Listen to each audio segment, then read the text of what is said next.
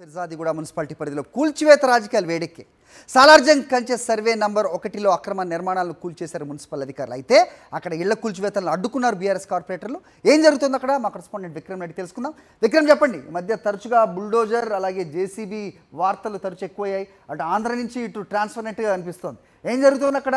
So ఫిర్జాదిగూడలో కూల్చివేతల పర్వాన్ని ఏ రకంగా చూడాలి? Updates ఏంటి?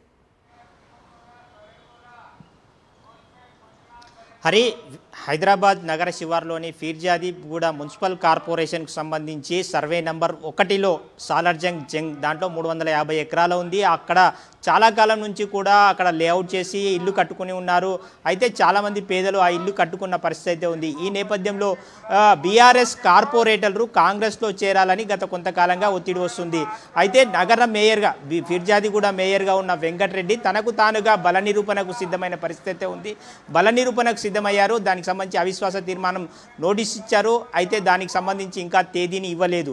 బల నిరూపణ కంటే ముందే ఫిర్జాదిగూడను తమ కైవసం చేసుకోవాలని కాంగ్రెస్ ప్రయత్నం చేస్తుంది. ఇందులో భాగంగానే ఈ కూల్చివేతలు జరుగుతున్నాయని చెప్పి ప్రధానంగా బీఆర్ఎస్ ఆరోపిస్తుంది. బీఆర్ఎస్కు చెందిన కార్పొరేటర్లు కాంగ్రెస్లోకి రావాలని చెప్పి కొంతమంది ఒత్తిడి చేస్తున్న నేపథ్యంలోనే ఈ కూల్చివేతలు జరిగాయని చెప్పి ప్రధానంగా బీఆర్ఎస్ అయితే ఆరోపణ చేస్తున్న పరిస్థితి ఉంది. అయితే కాంగ్రెస్ నేతలు మాత్రం అక్కడ మున్సిపల్ స్థలం కాబట్టి అక్కడ అక్రమ నిర్మాణాలు ఉన్నాయి, దాన్ని కూల్చివేశారని చెప్పి కాంగ్రెస్ నేతలు చెప్తున్నారు. మరోవైపు బీజేపీ మల్కాజ్గిరి ఎంపీ ఈటెల రాజేందర్ అక్కడికి వెళ్ళి పరిస్థితిని పరిశీలించారు, బాధితులను పరామర్శించారు.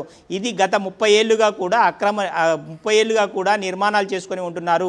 వారికి సంబంధించి అనుమతులన్నీ కూడా గతంలో అధికారులు ఎలా ఇచ్చారు అని చెప్పి బీజేపీ ఎంపీ ఈటెల రాజేందర్ ప్రశ్నిస్తున్న పరిస్థితి ఉంది. బాధితులకు అండగా ఉంటామని చెప్తున్నారు. అయితే మొత్తం మీద తమను రాజకీయాల కోసం ఎందుకు వాడుకుంటున్నారని చెప్పి బాధితులు అయితే లబోదిబోం అంటున్న పరిస్థితి ఉంది. గత కొంతకాలంగా కూడా బీఆర్ఎస్ కార్పొరేటర్లు కాంగ్రెస్లోకి రావాలని ఒత్తిడి చేస్తున్న పరిస్థితి ఉంది. అక్కడ ఫిర్జాదిగూడ మేయర్ పీఠాన్ని కాంగ్రెస్ కైవసం చేసుకోవాలని చూస్తున్న పరిస్థితి ఉంది. ఈ నేపథ్యంలోనే కూల్చివేత రాజకీయాలు చేస్తున్నారని చెప్పి బీఆర్ఎస్ ఆరోపిస్తుంది.